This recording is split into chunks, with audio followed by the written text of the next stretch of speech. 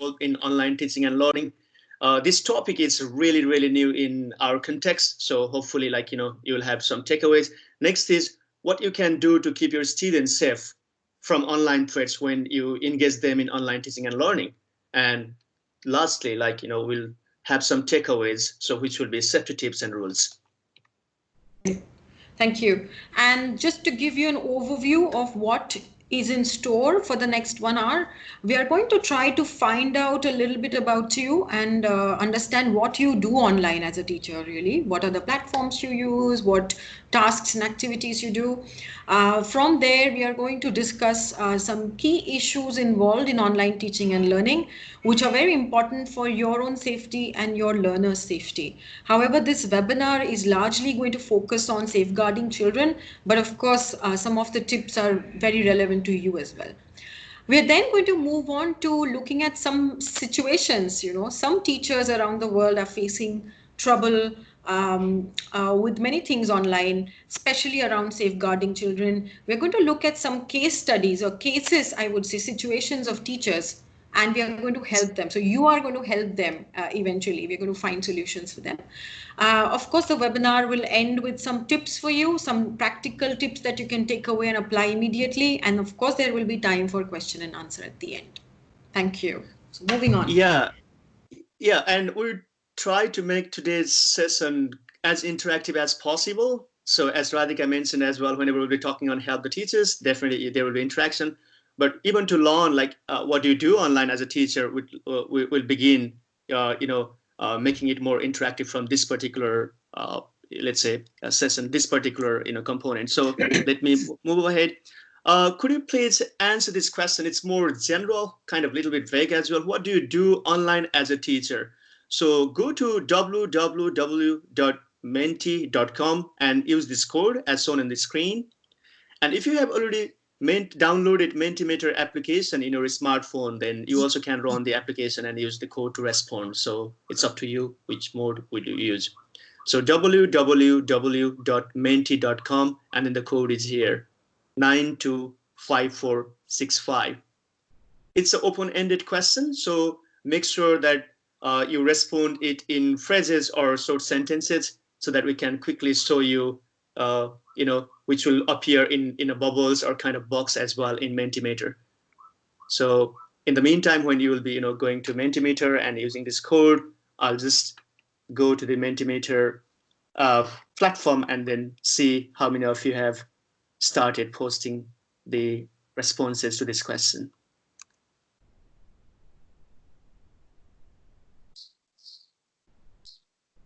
And if you have any confusion, you can always put them in chat box, and we'd like to request Vaishali ma'am to inform us if any teacher have raised any kind of questions or concerns there. We can see. Sakun, can you give me the code again, please? I'll type it in the chat box. It was 925465. Yeah, we can see the 6 responses as of now. Wow, brilliant. Yeah. So what you do online as a teacher, run synchronous and asynchronous classes, probably using synchronous and asynchronous communication. Simply it is there. Interact with the pupil, engage students using different activity, probably some online activities. It's difficult tasks. Anyway, we can use soft teaching tools. Yeah, the answers are 15 answers so far. Okay. I teach students with the help of audio. Again, synchronous communication. Let the students watch movies and videos related to learning outcome. Run Google Classes. Probably Google Classroom. Yeah, use Messenger group as well as to provide teaching materials to students. Search and collect various learning materials. Simply teach the digital literate. Okay. Engage learners with assignments. We'll close this poll soon. We'll have 1 more minute. So please, you also can type multiple responses. Technological skills, tech MOOCs and tech webinars. This is just to get some ideas, like how Right. you are getting engaged yourself and your students online. Online. Sort the required information for teaching, interact with the students. We have 49 responses so far, 50 responses. Uh, so interact with the Wow. students and share many materials. Moodle, conduct quiz, quite a lot of things coming on. Yeah, run virtual classes according Brilliant. to the need of the students. Try to replicate classroom experience as much as possible. Yeah, more like substitution strategy. Although group activities take a different form online. Okay, well said.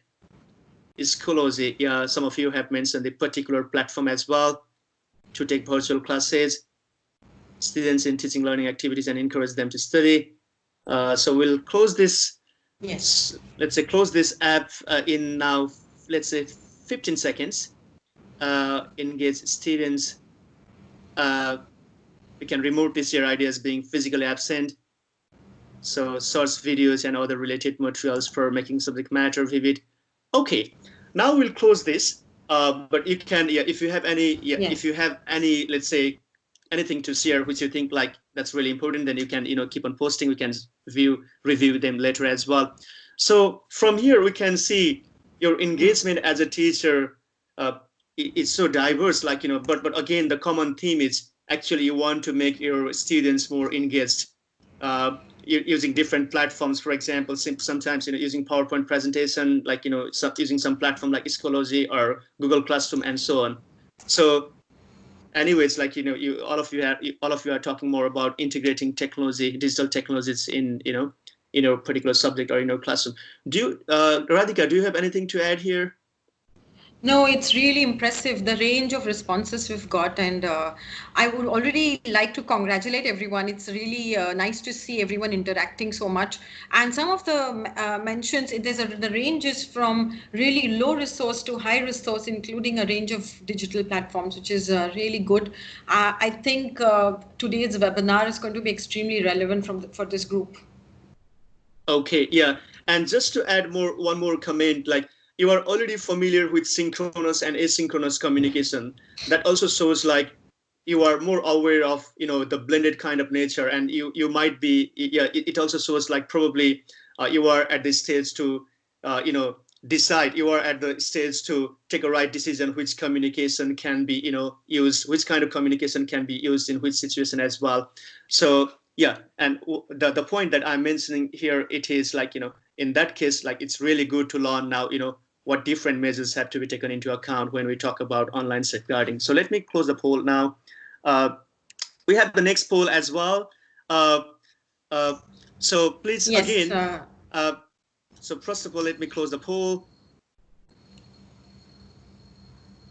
Something, yeah. So the next poll, Radhika.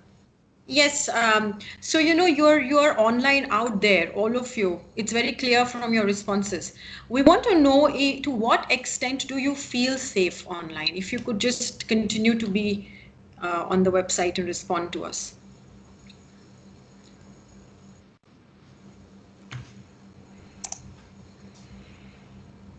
Okay.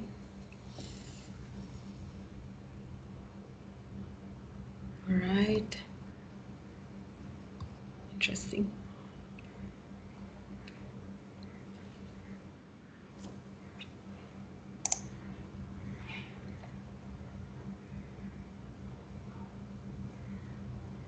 Great. Very few feeling extremely safe.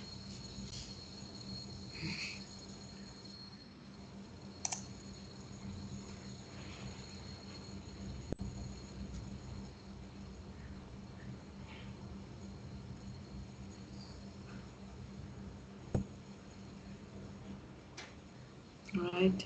Is that it? We have 51 responses as of now. Yeah. Yeah.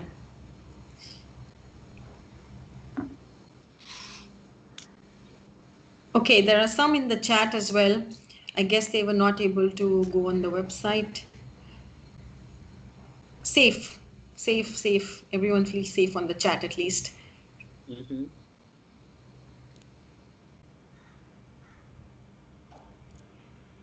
Okay. I think we are getting. Please continue to type if you are able to access the website and if you're there. But overall, if we see, you can all see, you know, what responses you've given, and most of you feel safe. I think you feel pretty okay online. But 28 of you, 28 amongst you feel sometimes safe. Very few of you feel unsafe. So that's a very interesting starting point for us for today's webinar, I think. Um, uh, Maybe we can switch to the slides now, Sagun. Okay. Okay. So okay. Yes. As E- yeah. yeah, I think almost equal number of you feel safe and unsafe, but nobody. It's sometimes safe. That's what sometimes unsafe. That's what you feel. Well, what we will tell you now will we don't intend to scare you or you know put you out of your comfort zone, and we don't want you to stop using all the platforms you're using, but it's very important to I think say it at this point that yes, mostly aren't we all I have never faced personally any issue using anything online, but that doesn't mean just because I don't know of it doesn't mean it doesn't exist, right? The threat may be there, but I'm not aware of it, and that's why that's the whole point behind this webinar. It's very important to be aware of all the threats that are out there so that you can take the necessary action in time. Sagun, can we move on to the next slide? Yeah. Yes. Yes, thank you, Radhika, for pointing out. Yeah, the we are just trying to raise the level of awareness in different on different issues. By the way, because it's the data is really interesting in a sense, there's a let's say many of you have said you feel safe, and some of you are sometimes safe. So it's more at the safe corner of the spectrum rather than unsafe. So but the situation can be scary as well once we present, but the thing is it's good to learn, and then it's good to take some safety measures beforehand before coming across any kind of problem which we might potentially get involved in at some point of time in teaching and learning. So that's our point. So some issues involved in online teaching and learning. So as we have to, like, we'll try to make this session quite interactive. So what we do is we'll deal with some of the issues, but you will respond in a form of matching exercise. So could you please match yourself what cyberbullying that you think is? Uh, we have options to the right hand side of the screen. A, false untrue stories published on online platform. Could you please just do this way? Now, one A or one B or one C, and then put it in chat box, and we'll give you 30 seconds to respond. And Radhika will inform if you have got the correct Yes, answer. I'm going to tell you if you are correct. Yeah, cyberbullying. What do you think? Is it false untrue? Is it A or is it B or is it C or is it D or is it E or is it F? We are trying to deal only some pertinent issues which as a teacher we might come across. So Right. Okay. can you So we have, yeah, I think answers are coming in. Answers are coming in. Do they have, how much time do they have? now nearly 15 seconds because we don't have much Okay. time. So I think almost all of them, probably, I don't know, you tell us. All of them have typed F as the answer. okay. Sending an offensive message to hurt the receiver. Yeah, that's correct. Actually, Correct. cyberbullying. Yeah, it's bullying in a cyber or virtual world. And then, yeah, it can be sending, it's called sexting, text message or some offensive message or anything. The purpose is to hurt the receiver. Next, clickjacking. It's again the very interesting term. What do you think clickjacking is? F is already gone. So, yeah, strike it off. But others now, A to E. Again, 30 seconds time frame. Yes.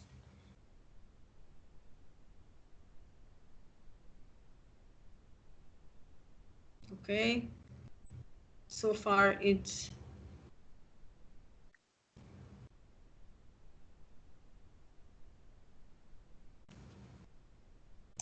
all right. So far it's I don't want to read it out because others are typing. I don't want to Okay, give them the answer. that you have 15 seconds left. Yeah. So we have three options coming up: D, F, and E. F is already gone, so Yeah, probably, F is already yeah, gone. yeah, you need to be a little bit uh, careful as well. I mean, yeah, E you can and just D. strike E it up. and D E, is coming up a lot. oh, okay, E and D. I think it's a Uh, good tussle. I think it's a good tussle. It's a good confusion, I would say. okay, yeah. D, it says messages luring you to click, forcing you to download viruses and connect to unwanted sites. And E, luring individuals to provide sensitive data by contacting them through email, text message, telephone, by someone posing as a legitimate person or institution. Slightly, you can see the similarities as well, but there's a kind of distinction when you talk about as a legitimate person. In clickjacking, it might not be the case of. I'm answering right now. Sorry, it might not be the case of you know legitimate person. So D is the correct answer. It's messages or yeah messages are just a kind of button, for example, like a Facebook icon like button, and then you just happen to click it on, which lures you to click and which force you to download the viruses or connect to the unwanted sites. So click jacking. So just with a click, it will leads you to unwanted sites, or just with a click, it will leads you to download some viruses or some yeah, that's it. uh, Now, next, fake news. So issues related to fake news. Which one? I think you can plainly guess. Again, 30 seconds rule. Is it A, B, C, or E? Radhika, any update?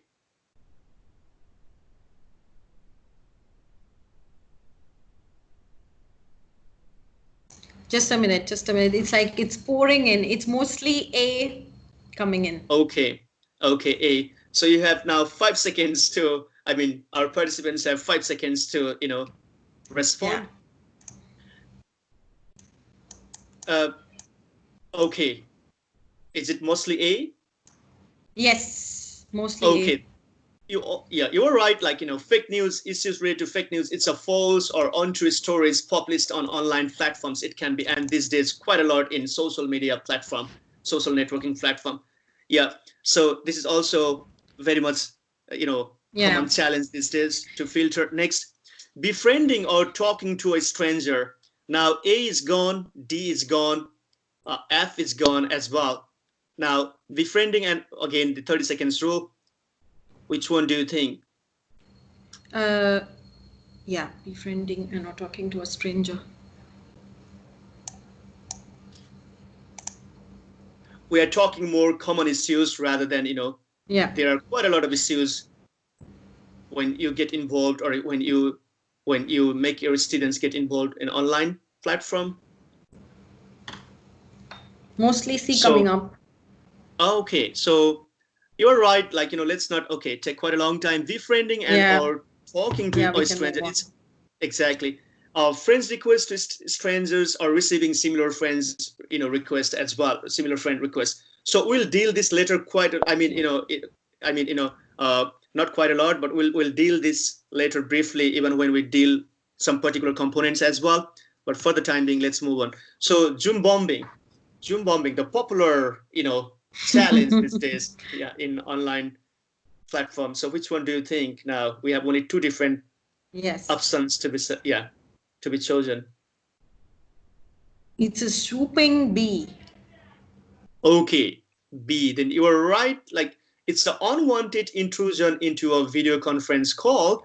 Actually, Zoom bombing also, even if we have got the name Zoom, so but Zoom bombing can also be equally used, for other. I mean, in a general term. So it's any unwanted intrusion into a video conference call by an individual that causes disruption. By the way, so we'll highlight this later.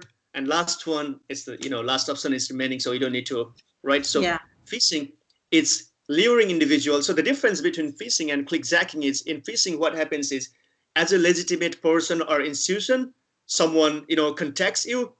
So the purpose is to, or someone lures you to provide your sensitive data. That can be your personal data, that can be your kind of password, that can be the bank credit details and so on, bank details and so on. Sorry, yeah.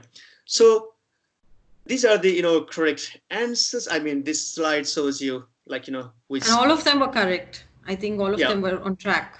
it's So good to learn like they're already familiar with what we have been yes, talking. yes, uh, yes, yes. Let us deal a little bit more in detail, dealing on particular aspect in online situations. So let us focus on social media now. So by social media, yeah, you probably understood like what different things it cover, what different platforms or tools or artifact that platform or tools that it cover: Facebook, Twitter, WhatsApp, YouTube, and so on. So the challenges, uh, the challenges there in social media are first cyberbullying. As we told earlier, it's sexting, texting the sex messages, or posting some offensive languages or pictures and videos in a social media platform to hurt others. So we have to be very, very careful if our students are doing that, and what kind of measures that we need to take. We need to make sure that we think this aspect. Next is clickjacking. For example, such messages. See here. Oh my God, you won't believe what this girl did. Somewhere at the corner, this message pops up in the Facebook, in your Facebook account, and you happen to click it because you are lured, or learners happen to click it on because they are persuaded by such masses, and which has, yeah, because it creates some kind of curiosity, by the way. So it's called clickjacking. Again, we need to make sure, like we make our learners know these things, like what clickjacking is, what cyberbullying is. So, sorry, fake news. It has a I mean, really big consequences as well. The fake news these days, we can see quite a lot of different types of information in Facebook. I mean, in our, like in our own account as well. If we see, because we are connected to different people, like different people post different kind of their own opinions as well, and then different kind of information from different sources. And if we don't have critical literacy, for example, evaluating or finding the authentic sources, this literacy will be in a problem. So yeah, so actually this fake news, like, because we have a lot of information, I mean quite a lot of information, and then quite a lot of news coming on. So we need to make sure, like how to check, how to filter them, and so on. So, and it's also, yeah, good to make our students learn there are fake news and what we need to do further. So befriending and talking to a stranger. So next challenge is, yes, sometimes we receive, or let's say our learners receive, friends requests from some unknown people at a time. What should they do? What should they do then? If we are receiving ourselves, what should we do? So, and sometimes we also feel like we want to talk to a stranger. In that case, is it good enough? Is it safe enough to send a friend request to someone alien, or someone someone unknown to us? It's another issue. Child protection issues. Can we post the pictures or video clips that we have, can we, let's put it very simple, like, can we post the pictures that we have captured of our own classroom, or of our own learners online, or in social media, if we want to? Or let's see, if we have recorded videos for our, okay, own purpose, it can be exploratory action research purpose as well. Is it okay to post them online? And is there any threat or challenge related to this issue as well, we need to think of? And yes, we need to make students, I mean, we need to be aware of first ourselves. So about the tips, which Radhika will tell you later, like these are the challenges that I'm highlighting. Yes. Now, final one is issues related to introducing yourself online, which comes under personal literacy, by the way. Under digital literacies, it can be divided into several literacies. So out of them, the personal literacy. How do we portray ourselves online? How do we introduce ourselves online? This is really, really a big challenge, again, in social media. For example, we have our own personal and professional life both. And many of us probably are using, again, it's more kind of assumption, many of us are using same mono account for the both purposes. So since our learners are also connected to our own personal account, like in social media, how can we balance? For example, we have girlfriends, and then we might have spend some time with our girlfriends somewhere else, and if we happen to post that picture as well, what could be the discourse in the classroom next day, which will be made by the learners first? And how can students perceive towards you, because you are posting all your very personal kind of information as well in the Facebook, where there is a big network of the professional community as well, professional people too. So we need to be very, very serious in this regard as well. So for the tips, I would like to request Yes. Radhika. Sagun, before that, I think some of them, can you not can you just go back a little bit? Okay. Uh, Just yeah. just don't show the tips yet. Yeah, the issue is that for some of them the slides are not clear, they are blurring. So it's happening to me as well, but it's not a big problem. But many of them are saying that the slides are swelling like a bun, and sometimes it looks like I don't know what that is, but letters are dancing. Oh, is it because? I don't know why, but just for some of them, for me it's very clear. Mm-hmm. So, so let's. I don't know Shall what I? to do really. Okay. Shall I quickly It's tell very them like clear. what? Okay, it's for some of them. Maybe it's their bandwidth then. Okay, could be. Yeah. So shall I Okay. proceed to Okay. tips? Yes, please. Okay.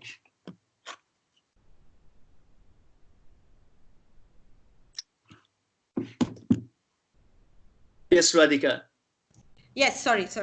So I was saying that there are so many issues there, and thanks for highlighting them. And ideally, if we could do the poll again, we may get different answers this time. We don't know.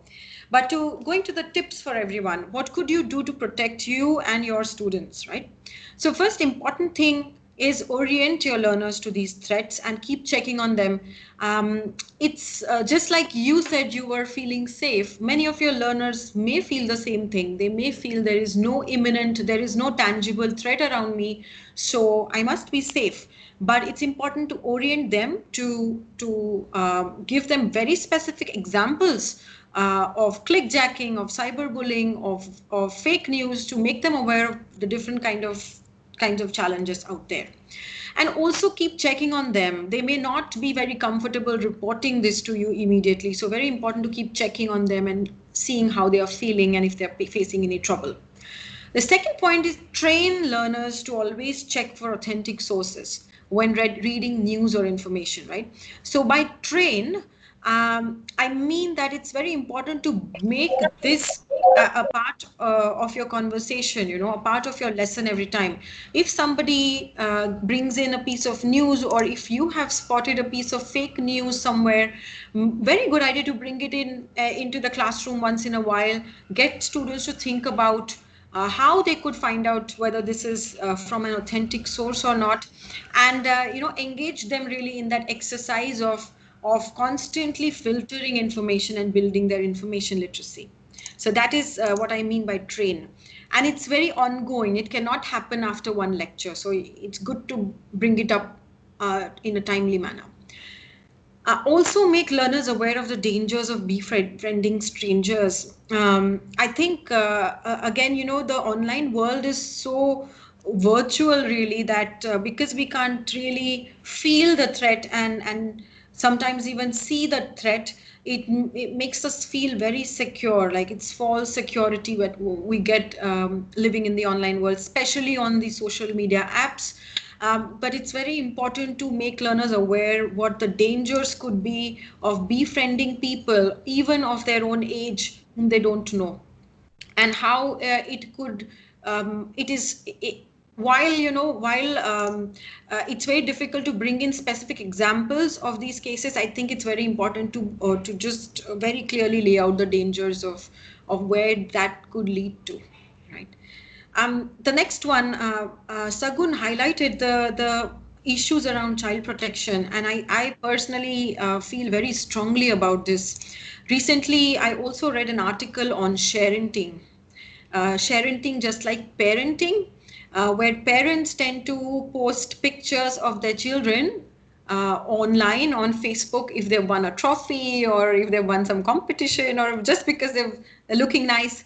And although parents and all of us do that, we do it with good intentions. We do it with a sense of sharing with people we know. But many children actually don't like it themselves that their parents share. It's something you should read about. Yes, thank you. Somebody has already put it in the chat for me.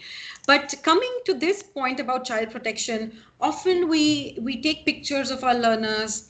We make videos while they're learning, and although most of us are very careful, we may, it may slip our minds that have we taken necessary consent from the kids, from their parents? Are we really in a position? Do we have the permission to use these pictures? And even if we do, where should we exactly use them so that the children are safe and their pictures are not misused anywhere? Last point, again, I really like this point that Shagun made.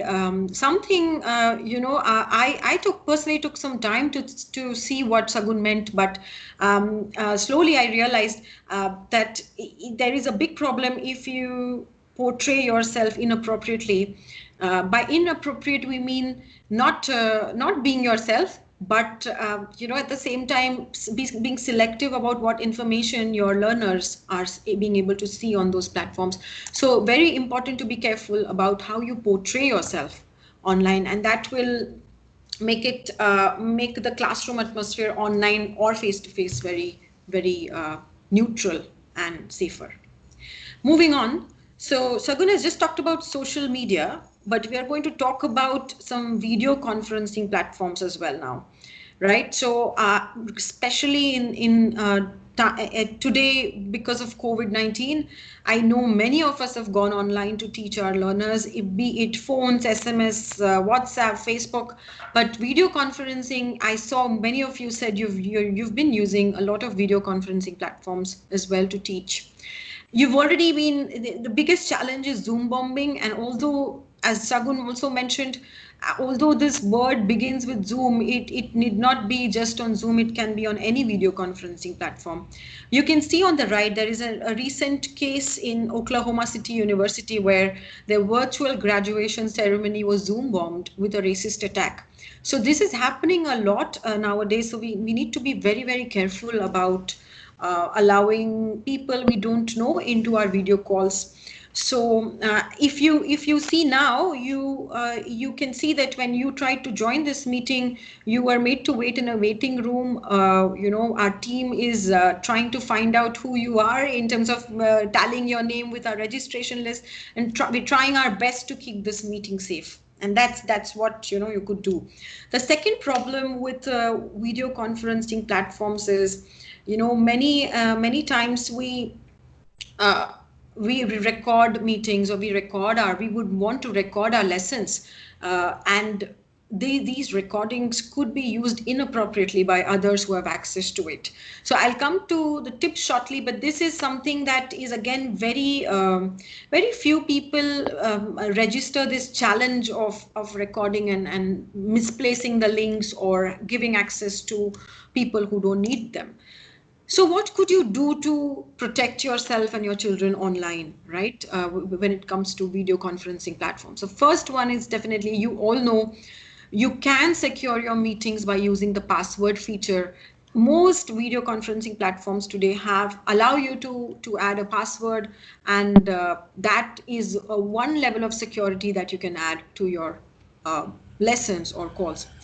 The second is the waiting room feature. As I mentioned, you were all in the waiting room. We could see that, so many of you are gathered there enthusiastically. The only thing is that on your side, you have to let one person in, maybe after a verification check or something, so that you secure the environment after they are within the call.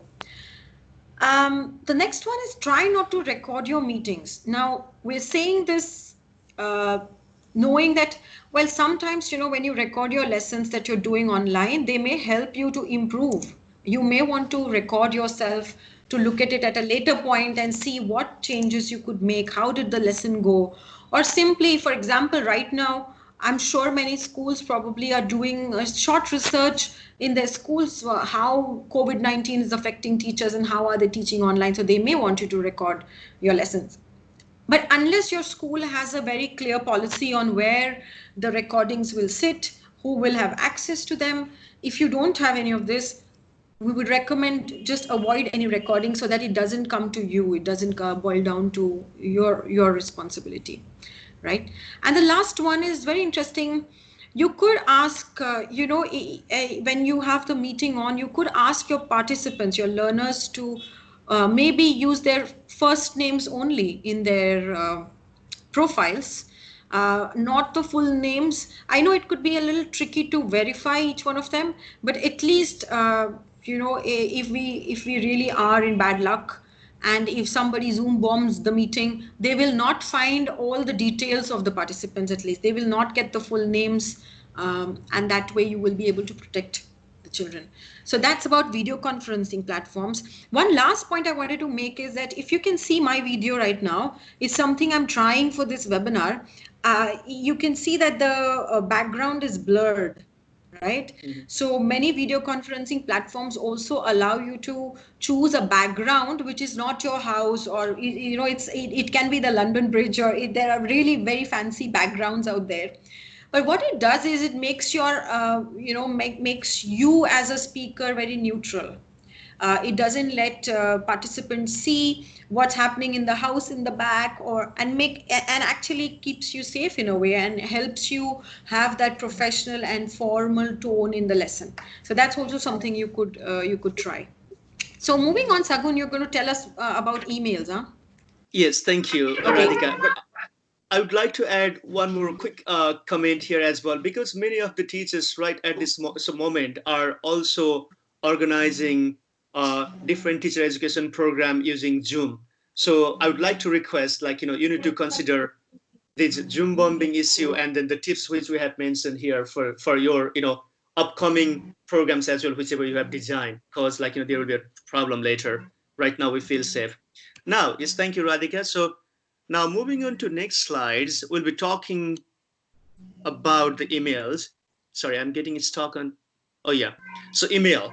Uh, why we have focused email as one of the components is for to create any account in online platforms or online tools that we require email. See, it's very basic. So we have to be very, very careful of using email or handling email. Uh, okay. So first one is phishing. Phishing, as we mentioned earlier, uh, is the fraudulent attempt by the cyber criminals to obtain your sensitive information. Again, sensitive information, your personal information, let's say personal details, your bank details as well, your passwords, they can be very sensitive. So, yeah, they are the sensitive information.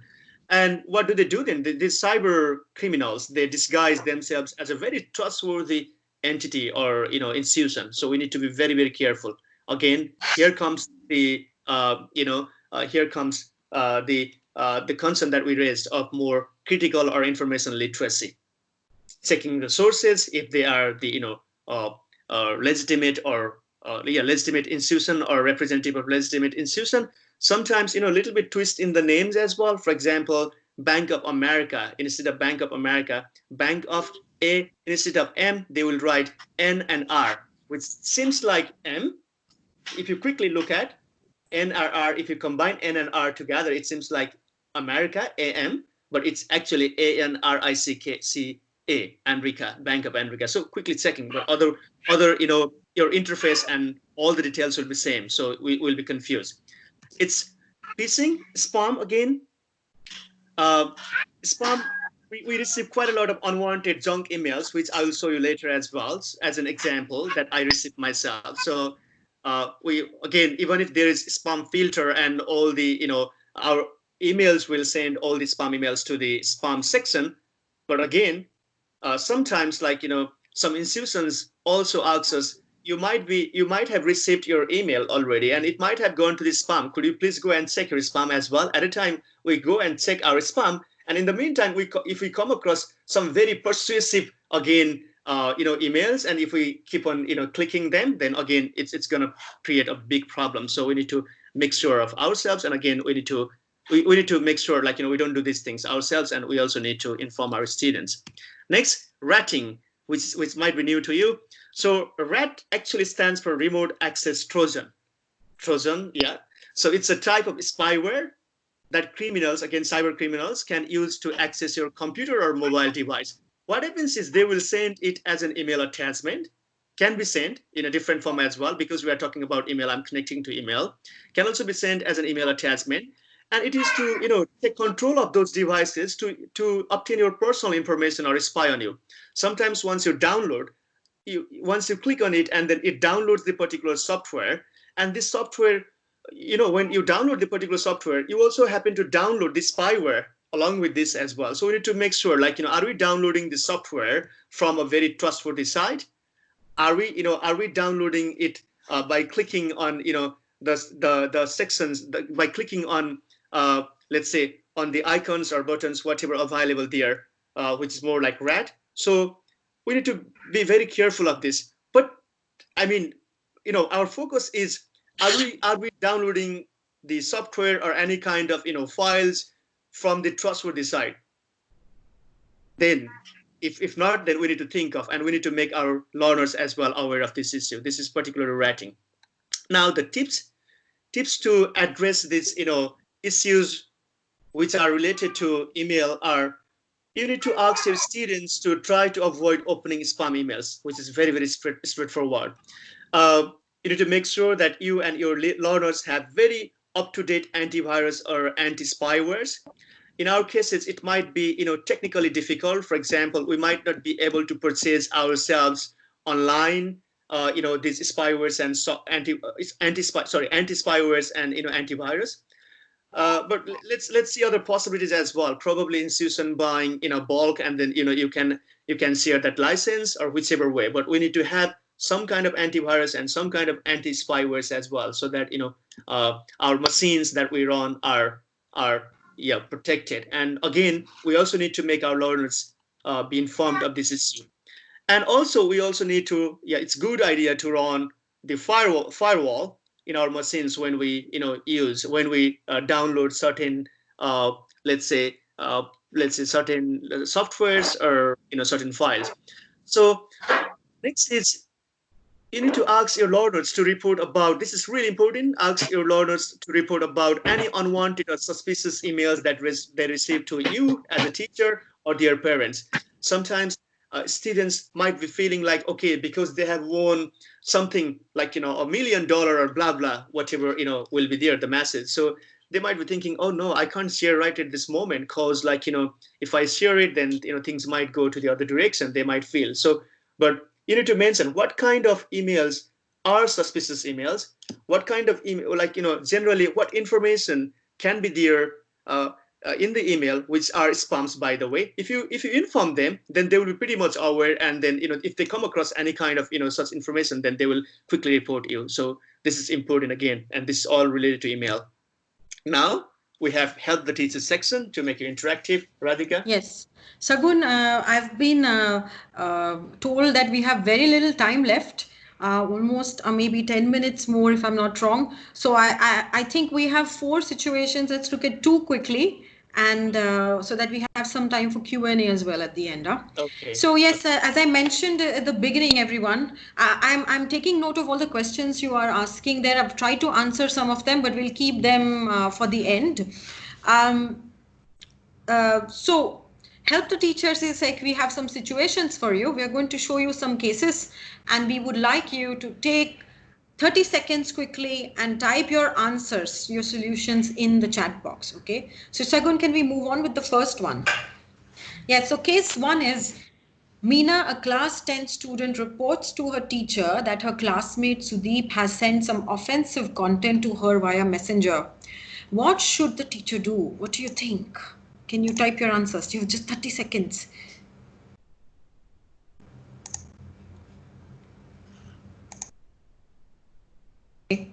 Okay. So there is counseling. Teacher should immediately investigate the case. All right. Parents, contact parents and students, block Sudeep. Should call the students and the parents and negotiate them. It's a very good point. Should teach netiquette. Okay. It's a good word that's come up. Okay.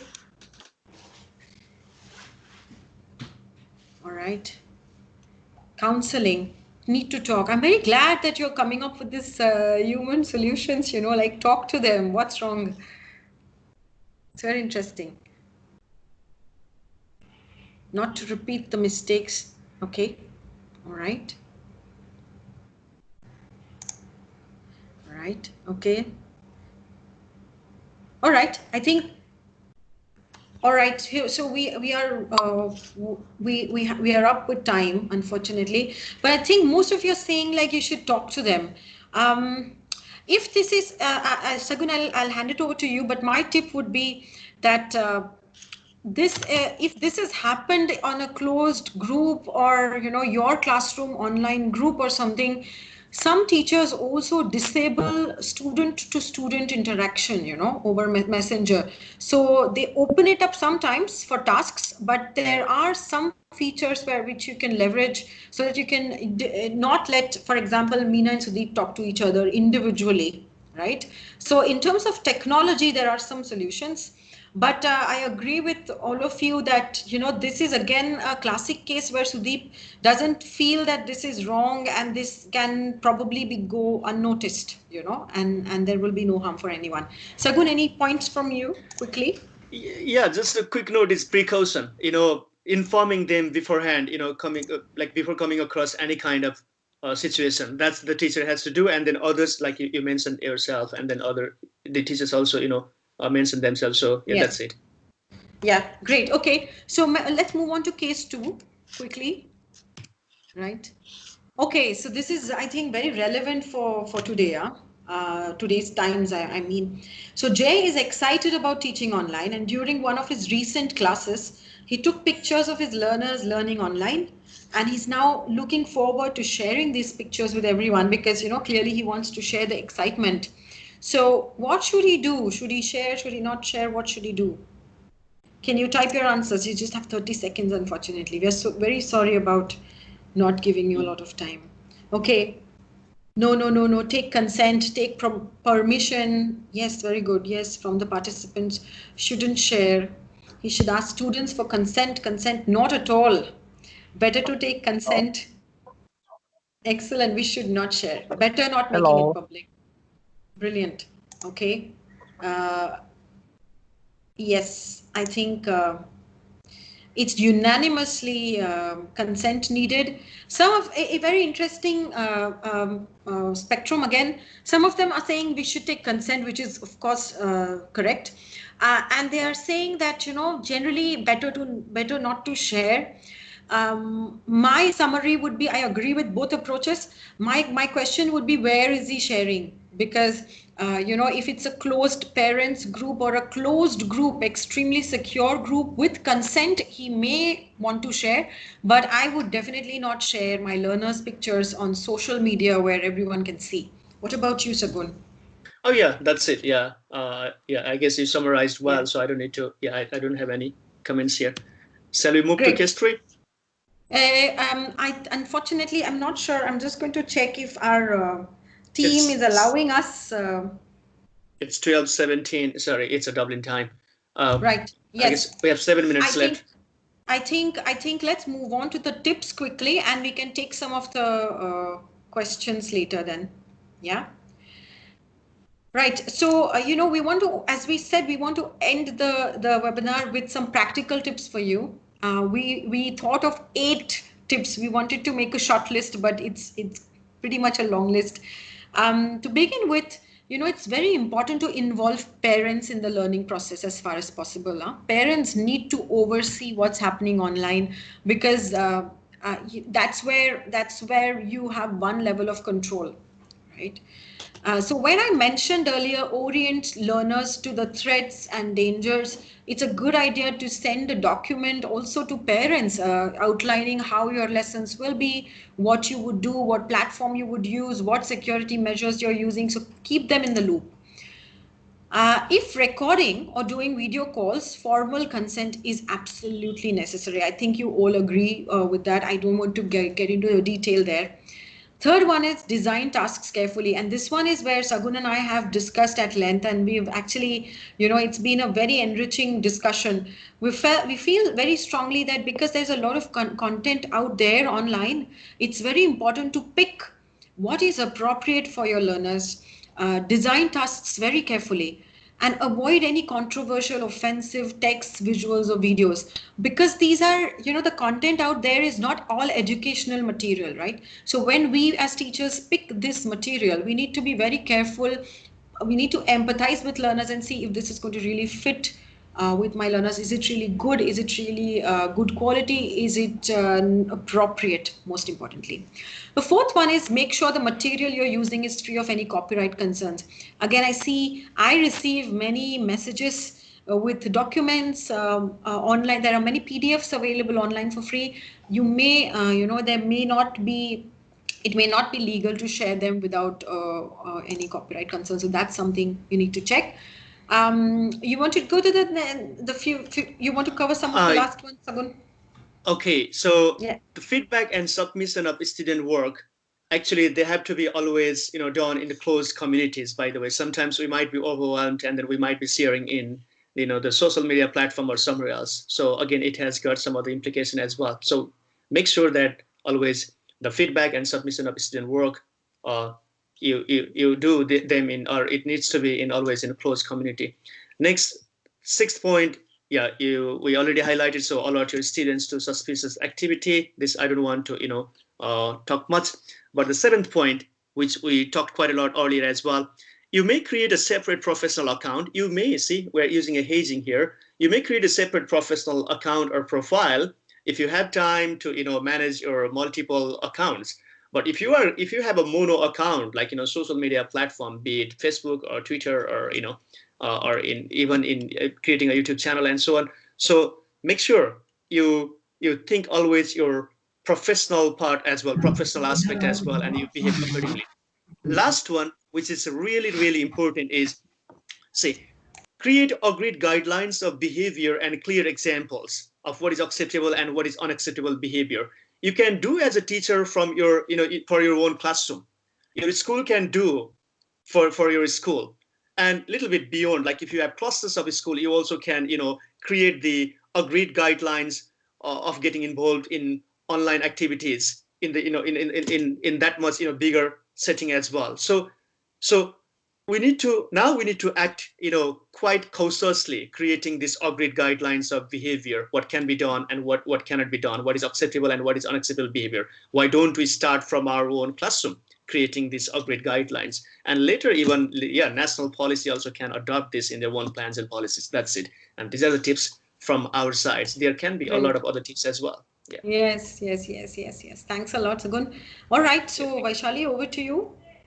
We have some time for, do we have some time for question answer? Yes, definitely. Great. Okay. Thank you so thank you so much, Radhika and Shagun. That was, I'm thank you. sure it was a very insightful presentation. I mean, I could see lots of comments coming in there about how informative it was. Let's keep about 10 minutes for question and answers. I mean, we've taken 1 hour. We've taken 1 hour of your time, so I think we should stick to that so that we are fair to Sure. all the participants. We'll keep it for 10 minutes. So please use Sure. the chat box for your questions. Uh, there are already a couple of questions, Radhika, which I've sent you in your Sure, chat. So maybe sure. you could be Okay. responding to that until we get more questions from other people. Okay. Okay. So you're going to, I don't see any questions here yet. Have you already pasted them in Yes, in your chat box. 1 second? I can't. Radhika, shall I stop sharing the slides? I mean, I'll Yes, yes, quickly. yes, yes. So these are the I resources. It might be I useful for can't see you. I can't see the question. Sorry, Sure, Vaishali. I'm so great. sorry. That's okay. I'll read it out for you. I'll read it out for you, Thanks. Radhika. Thanks. So Thanks. Thanks. we had a question early on in the chat box, saying just a minute. How safe is it to publish students' results in social media? Yeah, I remember reading that one. Okay, well, first of all, as we mentioned in one of our tips, it's very important to know what information you want to make public, because social media is public, right? If you have closed groups and if your school policy allows it, which I doubt, which I really doubt, because it's students' personal information, names and scores. I would recommend not to share it in social media. And secondly, even from an effective point of view, maybe students are not going to be comfortable reading each other's results. Maybe it's not going to be a very positive experience for them. But overall, it's just a lot of information protection, privacy issues around posting results in social media. So I wouldn't do it. Okay. The next question we have is among Zoom, Teams, and other platforms, is there research done on which one is the Mm. safest? I mean, I don't have any research, but I have experience. I think it's it's I've used all of them. They feel safe, but there are certain issues with all of them. I mean, there's no research. If I may want to answer the specific question, I'm not aware of such research. Maybe Sagun is. Uh, not a kind of research, but when I went through a few news, like there's I mean, there's little more stories of Zoom bombing, no doubt, because Zoom used, you know, let's say Zoom has been or Zoom is being used quite intensively elsewhere, and because of probably they used in different for different purposes. So Zoom has got some security concerns as well compared to other platform.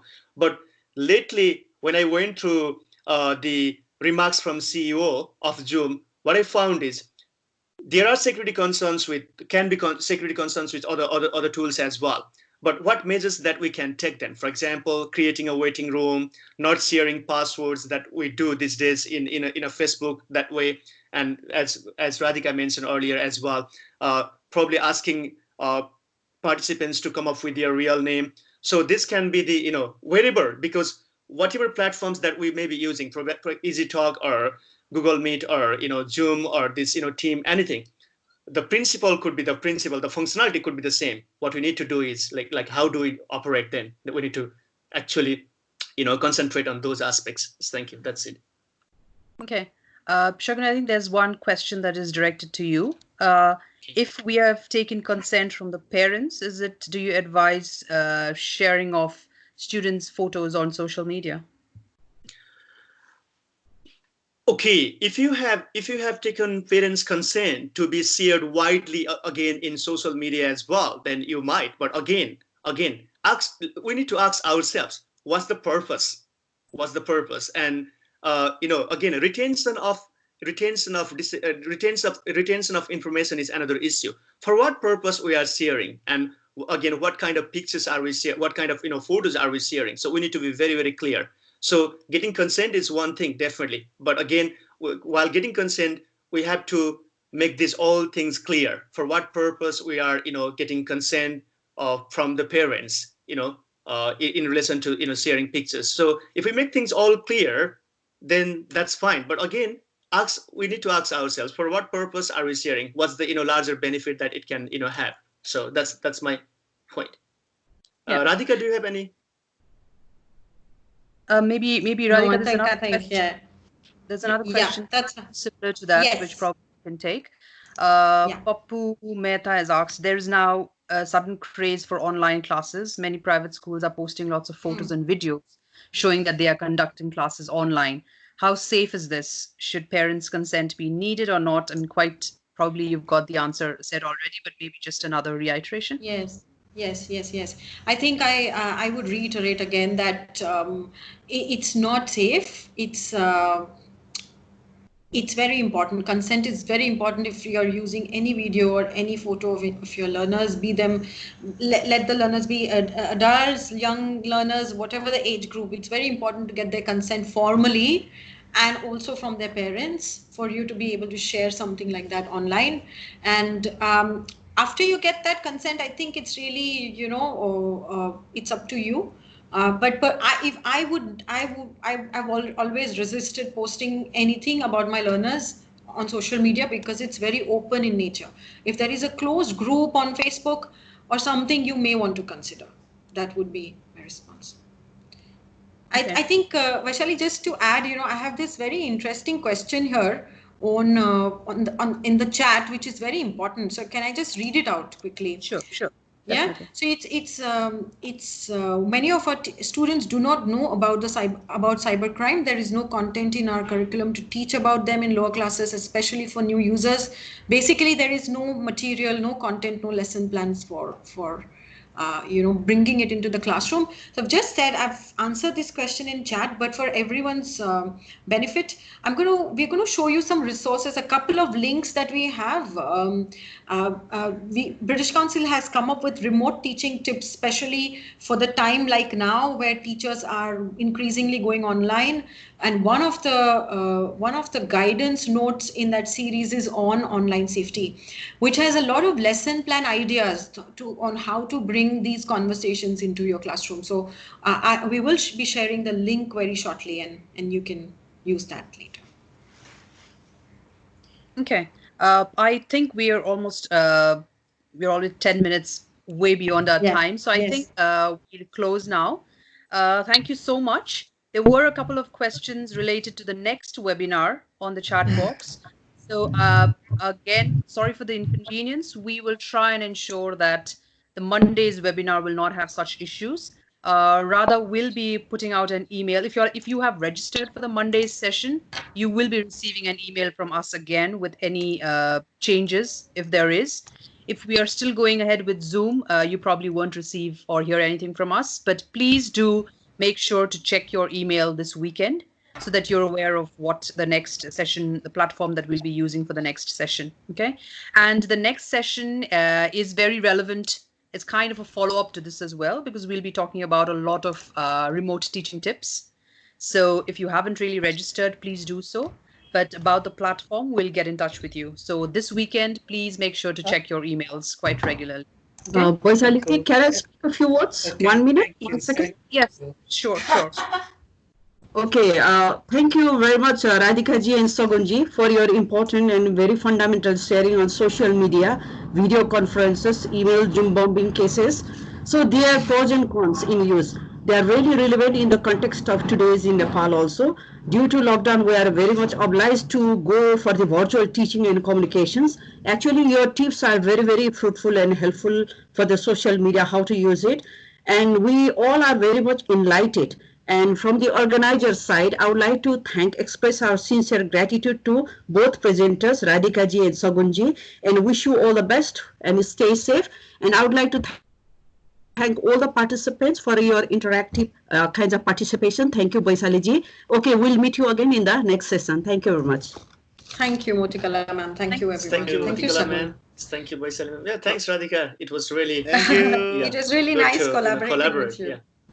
Thank you very much. Collaborating with you as well. Thank you. Bye-bye. Thank you, Sagun sir and Radhika madam. Bye-bye. Thank you, everybody. Bye. Thank you, everyone. Thank you, sir. Thank you, madam. Thank you all. Bye-bye. Bye, sir. Bye-bye. Thank you, sir, ma'am, as well.